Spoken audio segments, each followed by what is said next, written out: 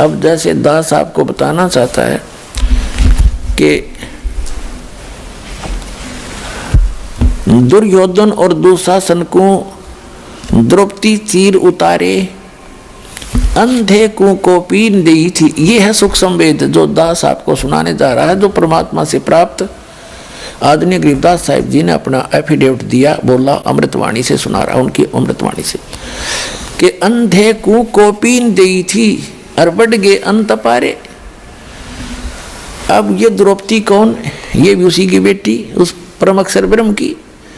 उसने कभी इस भक्ति युग में, सतयुग, इस कलयुग के भक्ति युग में जो भक्ति की हुई थी पार हुई नहीं, निर्भाग यही रहेगी हैं। और फिर वो ऊंचे ऊंचे लोकों में रही, फिर वहां से।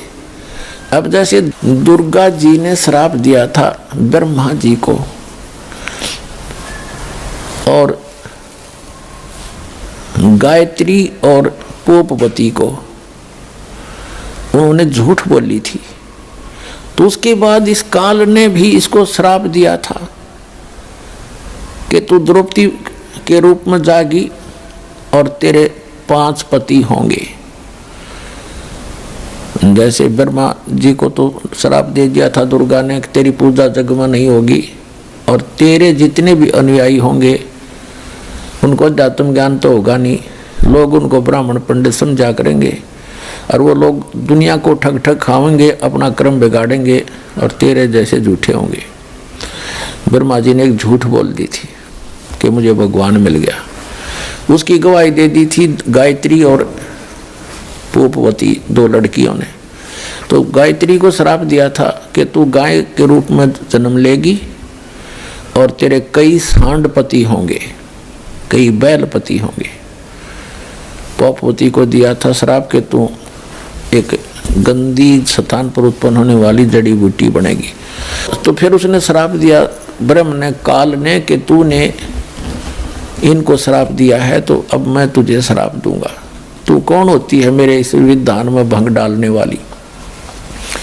तो दुर्गा जी को श्राप दिया था कि तू द्रौपदी रूप में जाएगी और तेरे 5 पति होंगे। तो ये पूर्व निर्धारित, यानी पावेगा अपना कियारे, भोगेगा अपना कियारे, तो तब तक ये अपना कर्म ही पूर्व जन्म का भोग रहे होते हैं। अब पुण्यात्मा परमात्मा जो है, जैसे द्रौपदी जो है दुर्गा के लोक से आई हुई उसकी निज आत्मा है। जैसे किसी की बेटी दुखी होती है, विवाह कर दिया पुत्री का और आगे पति निकम्मा मिल गया, शराब पी और कुटे उसने, घर से बाहर खड़ी कर दे, तो माता पिता उसको सुनकर स्वयं उससे भी ज़्यादा दुखी होते हैं। तो द्रौपदी के साथ जो कष्ट आ रहे थे तो दुर्गा जी उतनी ही पीड़ित हो रही थी, उसको ये सजा ऐसे मिली थी। लेकिन जो आत्मा दुर्गा के लोक से द्रौपदी रूप में ऊपर हुई थी, हम सभी हैं तो उस पूर्ण परमात्मा के ही बच्चे, तो उसको मालूम था कि इसके जीवन में उस परमात्मा को पता है कि ये कष्ट आएंगे और वो उनकी एक विशेष आत्माएं होती हैं पुण्यात्माओं। जैसे एक सम्मन नाम का मनियार था, उस समय परमात्मा आए हुए थे काशी में, एक सतगुरु का रोल कर रहे थे। अपने सतगुरु की इज्जत बचाने के लिए उसने अपने बच्चे की गर्दन भी काट दी थी।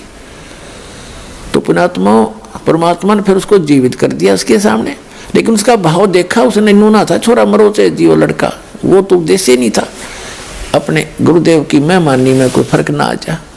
तो वो सारी जाने कहते नुक्ते ऊपर रीत जाएगा रे, करोड़ कर्म जल जा तुम्हारे। तो वो विशेष आत्माओं में होती है भगवान के दरबार में।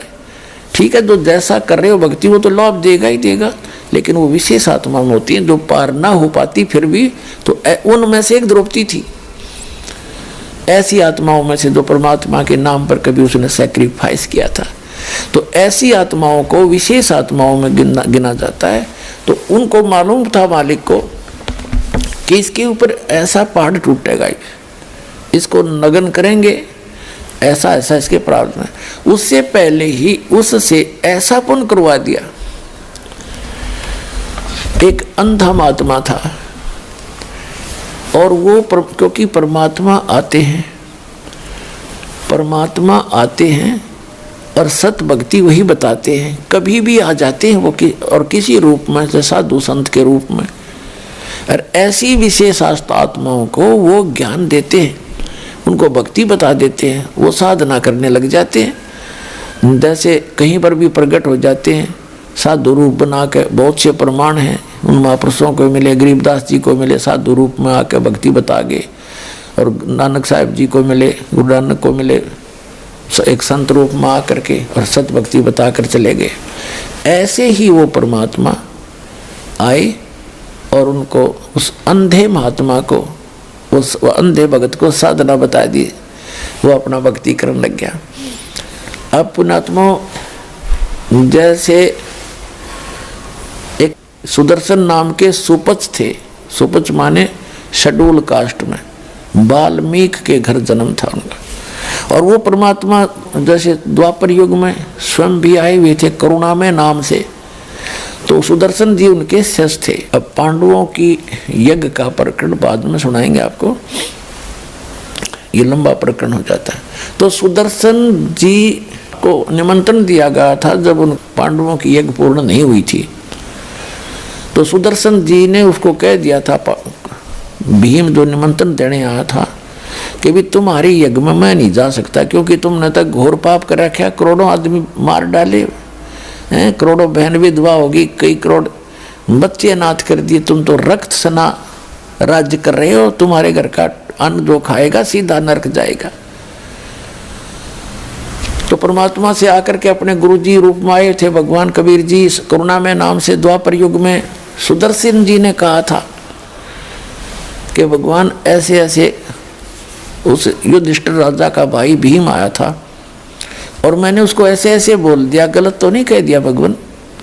परमात्मा ने कहा कबीर जी ने, करुणामय जी ने, कि बेटा बिल्कुल सही कहा, आपने बिल्कुल सही कहा, और बच गए बढ़िया रहेगा, ना तो नरक है मेरा, वहाँ जो रोटी खाओगा नरक में जाएगा, और वो फिर आओगे बेटा, उनका यज्ञ पूरा ना हो।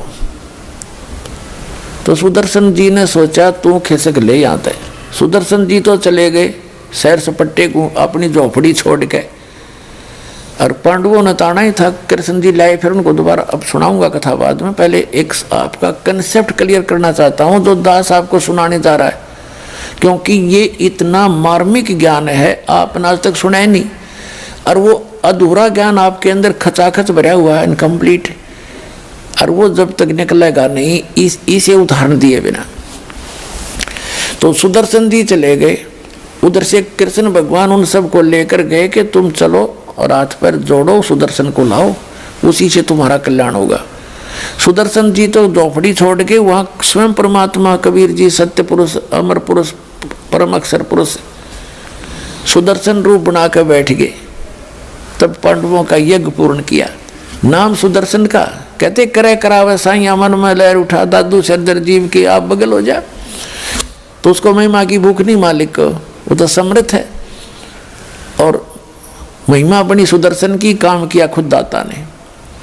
ऐसे ही समझो वो जो अंधा महात्मा था भक्त, वो परमात्मा आते हैं, जैसे करुणा में रूप में भी आए हुए थे, तो उनसे मिले, उनको ज्ञान दिया, उस भक्ति से वो अपनी भक्ति कर रहा था, सत भक्ति कर रहा था वो अंधा महात्मा। तो वो किसी कारणवश अंधा महात्मा तो कहीं और चला गया। उधर से परमात्मा को मालूम था कि द्रौपदी का विवाह होने वाला है और ये चली जाएगी, फिर यहाँ इसको मेल हो नहीं पाएगा, कोई आगे समस्या पैदा हो जाएगी, ये राजा लोग इसे खतरनाक होते हैं, और फिर शायद व्यवस्था ना बने इस बेटी को कोई भक्ति भाव की। और वो श्री कृष्ण जी को अपना गुरु मान बैठी थी। आगे चल के विवाह होने के बाद उसने श्री कृष्ण जी को अपना गुरु बना लिया। उससे पहले, विवाह से पहले की बात है, तो राजा द्रौपद ने गंगा के किनारे पर, गंगा दरिया के किनारे पर एक लेडीज घाट बना रखा था,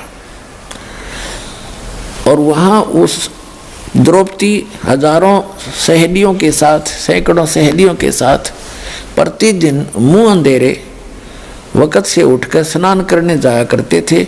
उस क्षेत्र में जेंट्स का जाना अलाउड नहीं था। अब वहाँ वो महात्मा अंधे महात्मा का रूप बना के स्वयं परमेश्वर वहां चले गए। एक लंगोट था, तन पर बांध रखा था, वो महात्मा ऐसे ही बांधा करता था और वहां आसपास वो वेल नोन था, सभी जानते थे त्यागी बैरागी महात्मा है। और लेकिन वो जंगल में अधिक रहता है, जल्दी मनुष्यों के रूबरू बहुत कम होता है। तो वो उस महात्मा का रूप बना के परमात्मा, और उनके गंगा का पर जो घाट बना हुआ था बहनों का नहाने का, उससे डाउन स्ट्रीम में जिधर जल जा रहा था बहता हुआ दरिया का, उससे लगभग 200-300 फुट पर वो स्नान करने लगा दरिया में बढ़कर घाट से बाहर। उनका लंगोट टूट गया। उनका लंगोट जो एक बांध रखा था, कोपीन बोलते, एक लंगोट ही बांधते पर्दे पर, उसको कोपीन कहते हैं। ओनली 6-7 इंच चौड़ी वो एक पट्टी सी होती है, और कमर के ऊपर जैसे बेल्ट बांधते हैं ऐसे एक धागा बांध लेते हैं, वो डोर के उसको आगे पीछे लपेट लेते हैं, दैट्स ऑल। तो वो संत वो लीला देखो, दास अब उसको अंधा महात्मा ही कहेगा क्योंकि मालिक उसका रोल, जैसे हम सुदर्शन को ही महिमा देते हैं तो अब भी उस अंधे महात्मा के ही रोल में मालिक रोल कर रहे थे, ऐसा ही बताएंगे। तो अंधा महात्मा स्नान कर रहा था और उसकी लंगोट टूट गया। पहले तो किनारे पर थोड़ा सा खड़ा था, नहा रहा था, फिर उसने देखा लड़कियां आ रही थी, सुबह का समय था, और लड़कियां चलती हैं तो बोलती बतलाती, कोई कोई चर्चा करती हैं, सैकड़ों की संख्या में, तो दूर तक आवाज जा रही थी। महात्मा जी ने सोचा कि आप तो गलत आ गया, मैं तो यहाँ कोई लेडीज घाट दिख है। ऐसी लीला करते हुए वो अंधा आत्मा गहरे पानी में चला गया कि मैं एक लंगोट में हूँ और बच्चे आगे हैं, लेडीज हैं, और मुझे शर्म आवेगी बच्चों के सामने। वो इतने पानी में चला गया और वहाँ अपना स्नान कर रहा है। कुछ देर में क्या हुआ, कैसे मलते मलते उसकी वह लंगोट टूट गया, वह कोपीन भी जल में प्रवाह होगी चली गई। अब वो निवस्त्र हो गया। अब उस द्रौपदी जब किनारे पर पहुंचे, देखा आसपास एक साधु स्नान कर रहा है, और जो पुण्यात्मा होती है उनको भक्त दिख जा या कोई साधु रूप में दिख जाओ भी भक्त ही होता है, भगवान का प्यारा जो मालिक को याद कर रहा होता है। तो उसके लिए उसकी एक विशेष तरफ बनती है। तो द्रौपदी ने सोचा महात्मा है और भगवान की चर्चा करेंगे इससे, जब ये स्नान करके बाहर आ जाएगा तब तक हम भी स्नान कर लेती हैं।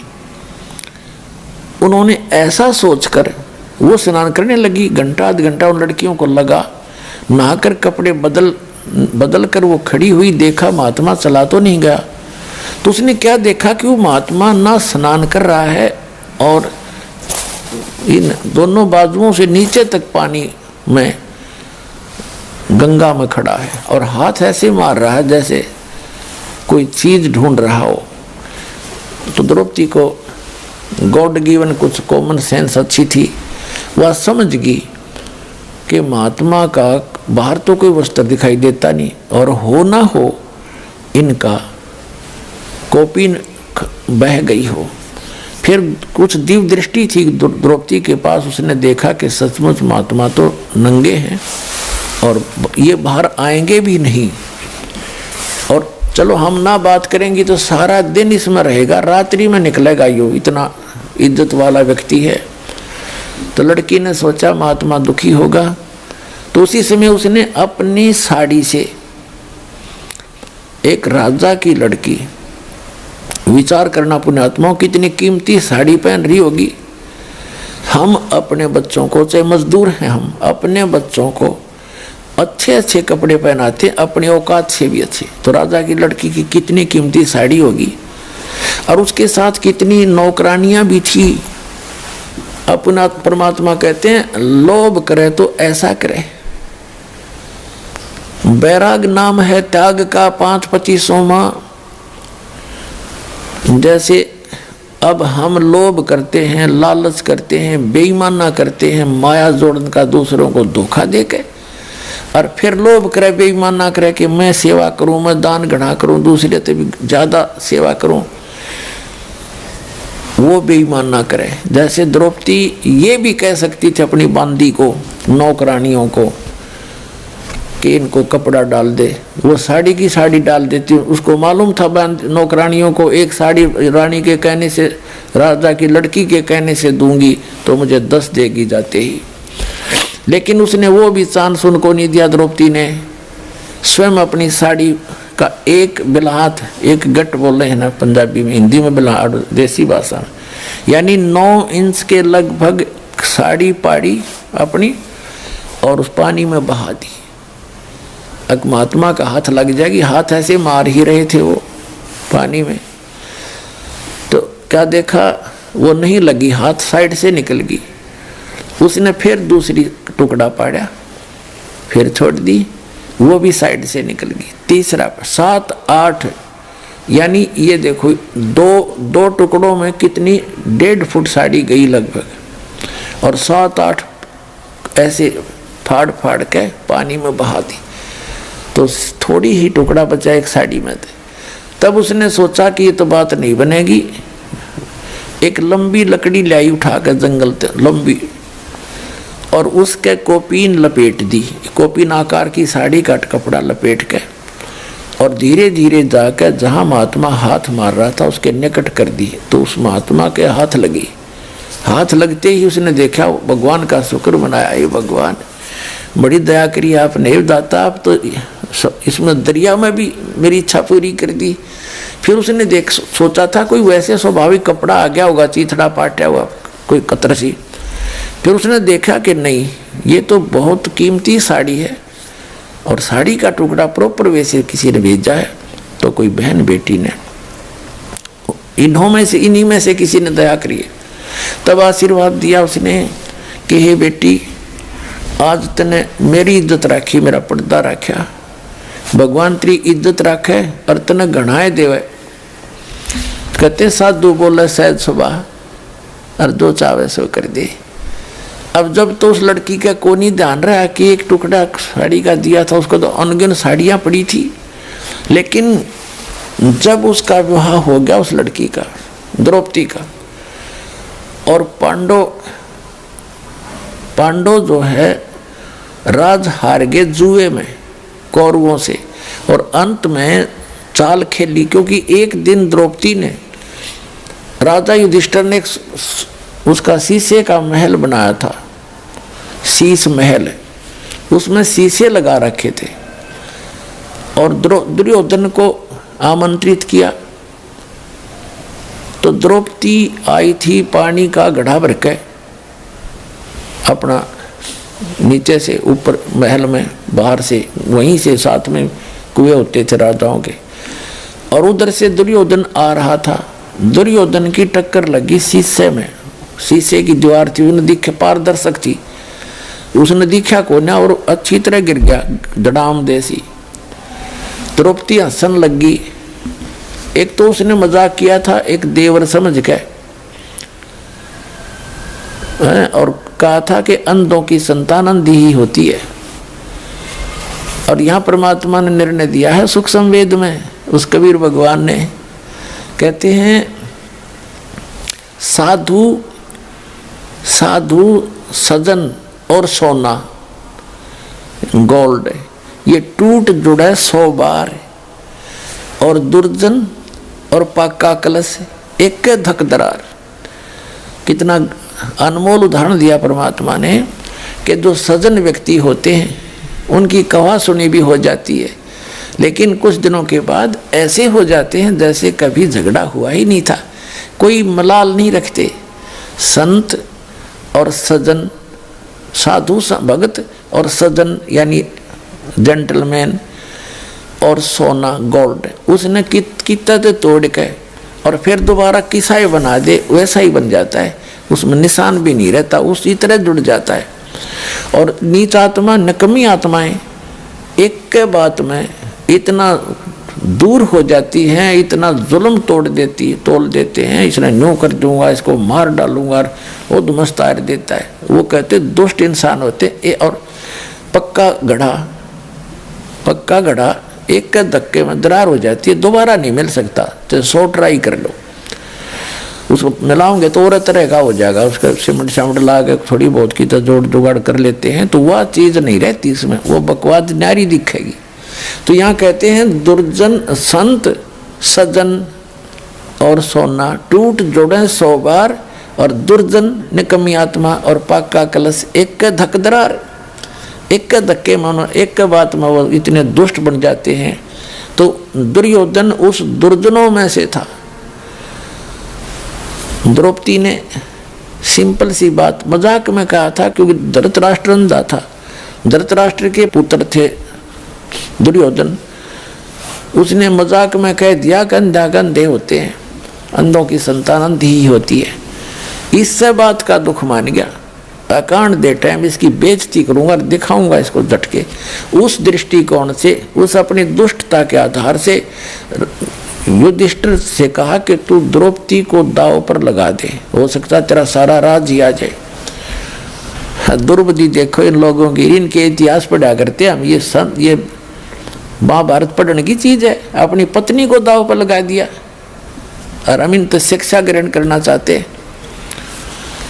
दुर्योधन युधिष्ठिर ने अपनी पत्नी यानी द्रौपदी को दांव पर लगा दिया, हार गया। अब वही भरी सभा में 500 पांडव बैठे हैं, और भीष्म पितामह द्रोणाचार्य और कर्ण, ये 3 ऐसे महापुरुष थे, इनके मुकाबले में वहाँ कोई इतना योद्धा नहीं था तीनों के। और भीष्म पितामह तो उनका जो दादा था, और द्रोणाचार्य उनके गुरु, और कर्ण भी योद्धा। वहाँ बैठे विदुर बैठा, दुर्योधन का चाचा, पांडवों का 2 चाचा था, और 500 पांडव बैठे। एक बांदी ने जाकर बताया द्रौपदी को कि द्रौपदी आज तेरी इज्जत उतारेगा दुर्योधन, तुझे नग्न करेगा बड़ी सभा में, और तेरे को राजा युधिष्ठिर ने जुए में हरा दिया, तो वो हार गए, तेरे को दांव में लगा दिया था।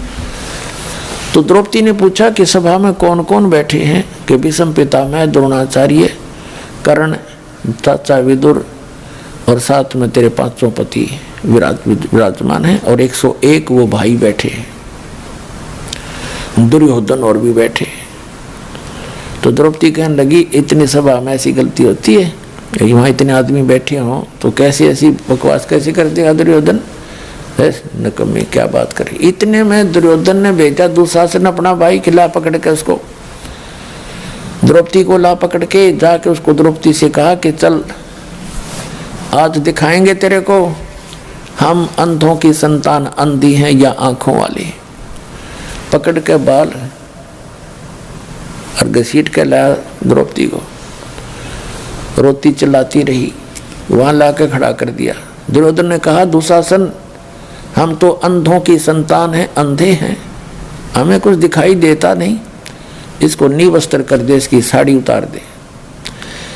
अब जो ही दुशासन उसके साड़ी उतारने के लिए आगे बढ़ा तो उसने पहले तो देखा अपने 500 पतियों की ओर।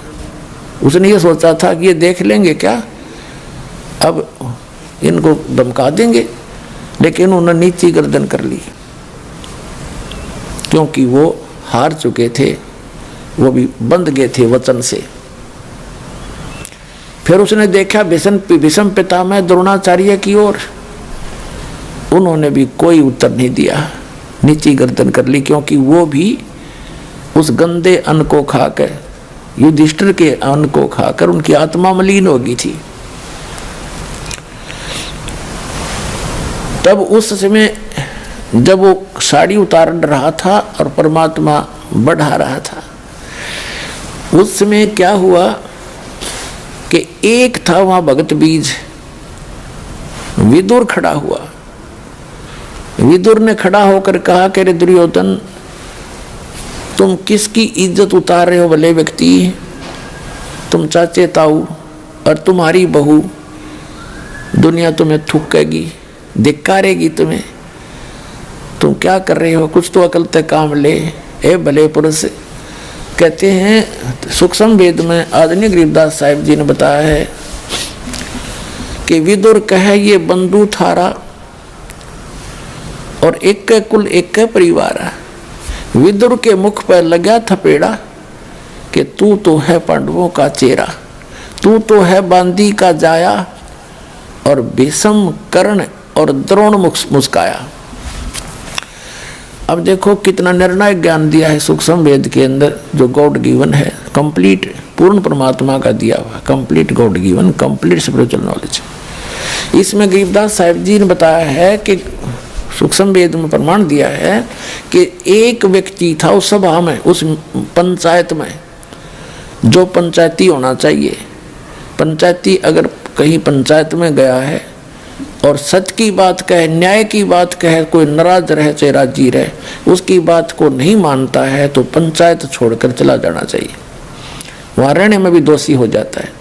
तो विदुर ने जब न्याय की बात की, एक था वहाँ पंचायती, उसने खड़ा होकर कहा, अरे विदुर कहे ये बंधु तुम्हारा भाई बंध है और एक के कुल तुम्हारा एक ही परिवार है। विदुर के मुख पर लगा थपेड़ा, दुशासन ने थप्पड़ मारा अपने चाचा के, और तू तो है इन पांडवों का चमचा, तू तो इनका इनने की तरफ बोलता हमेशा ही। कहते हैं तू तो है बांदी का जाया, क्योंकि विदुर की उत्पत्ति एक बांदी से हुई थी।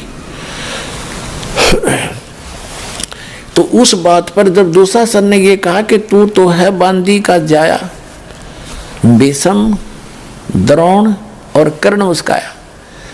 वो तीनों योद्धा, भीष्म पितामह, द्रोणाचार्य और कर्ण, कहते हैं दांतरे काटे, दांतरे हंसे, जबकि उनको खड़ा होकर कहना चाहिए था, निकम्मे खबरदार जब तेने तेरा अपने चाचा का हाथ लगा दिया, तेरे जैसा दुष्ट नहीं, निकम्मी आत्मा, और सभा छोड़ देनी चाहिए थी। कहते वो हंसे इस बात पर जब उन्होंने न्यों कहा तू तो बांदी से उत्पन्न है ना, तेरी तो ऐसी ही गुलामों वाली ही वृत्ति है और तो इनका चमचा है। इस बात पर वह तीनों हंसे, जबकि गुरु पद पर बैठा व्यक्ति हंस रहा इस बात पर। धिक्कार, अरे इन इतिहासों को पढ़ा करते, हमारी श्याम अपना कल्याण चाहते थे और समाज सुधार चाहते थे। तो कहते हैं जब द्रौपदी ने देखा, विदुर चला गया उठ के, अब द्रौपदी ने देखा ये तीनों हंस रहे इस बात पर। अब पुण्यात्माओं, जो आज दास ने कथा सुनाई थी गज और गरा की, हाथी और मगरमच्छ की, जब तक उन्होंने अपने अंगे का प्रयोग किया वह दुखी रहे, और जब उन्होंने मालिक याद किया तो फैसला हो गया उनका। तो हम जब तक अपनी बकवादों में अपना अंगा प्रयोग करेंगे, मालिक दूर रहे से, और जब हम उस मालिक को याद करेंगे, यहाँ संसारिक साथी तरह को आपका कोई साथ नहीं देगा। आप देख लेना, हमने तो खूब आजमा रखा है। जब हम मालिक की शरण में आते हैं तो उसी को पुकारें। जब द्रौपदी ने, जब सारे उसके देख लिया कि कोई भी संसारिक सहयोग तुझे नहीं मिल रहा है, तब मालिक याद आया। अब देखो आपत्ति में सब पुकारे हैं, सब ने पहले माँ बाप ने याद करें, फिर हे भगवान बचाइए, लेकिन उनकी पुकार नहीं सुनी जाती, क्योंकि उनके पूर्व जन्म का कोई संस्कार नहीं होता। अब वो एक बिलात, एक 9 इंच का दिया हुआ कोपीन का कपड़ा सुपात्र को, कुपात्र को दिया हुआ दान भी विफल होता है। तो सुपात्र को दिया हुआ वो नेसेसिटी थी उसकी, जैसे मेरे साधु आन रहे हैं और कपड़े मांगते हैं और सामने बेच कर दारू पी लें, ऐसे दुष्टों को दिया हुआ तो यूजलेस है वो। तो ऐसे स्थान पर दिया हुआ पैसा, उसको टुकड़ा अब कहाँ काम आया। जैसे द्रौपदी ने वहाँ से पुकारा, उसकी आत्मा की पुकार गई ऊपर धर्मराज के दरबार में। ऑटोमेटिक सिस्टम है यहाँ का। अब तो आपको और आसानी तो समझ में आ जाएगा, इंटरनेट वगैरह लग गए, समझदार मालिक ने पहले याद दया न्याय करी है कि अध्यात्मक मार्ग तो इससे और एफिशिएंट है और बहुत ज़्यादा सुपीरियर है इससे। तो यहाँ से पुकार गई ऊपर, एकदम वहाँ घंटी बजती है ज़बरदस्त। जब जिसी पर आपत्ति आती है, धर्मराज ऑटोमेटिकली उस आत्मा का अकाउंट खुल जाता है और धर्मराज उस पर ध्यान जाता है कि इस लड़की पर ये आपत्ति आई, इस आत्मा पर, तो वो ये देखता है इसका कोई ऐसा संस्कार है जिससे मैं इसकी मदद करवा सकता हूं। तो उसने क्या देखा कि ये एक अंधे महात्मा को कपड़ा दिया लड़की ने, और उसका फिर बेनिफिट देखा उसी में कंप्यूटर में, उसमें देखा इसमें तो कितना ही दिया जा सकता है। तो वहां से रिफ्लेक्ट होकर वो उसकी पुकार कहाँ आती है? जैसे श्री कृष्ण रूप में उनके गुरुजी थे द्रौपदी के, श्री कृष्ण जी। श्री कृष्ण जी तो द्वारका में अपनी पत्नी रुक्मिणी के साथ वहां शतरंज खेल रहे हैं, और वहां से वो रिफ्लेक्टेड आई पुकार शक्ति। श्री कृष्ण जी पासे डालना चाहा, जैसे शतरंज खेलते हैं ना, पासे होते हैं इनके, और उसमें बोलते हैं पासे डाल के कोई पौ 12, कोई कच्चे 11, पक्के 12, पक्के 18 ऐसे। तो जो ही श्री कृष्ण जी ने पासे डाले, एकदम हाथ उसका ऐसे होगा आशीर्वाद की तरह,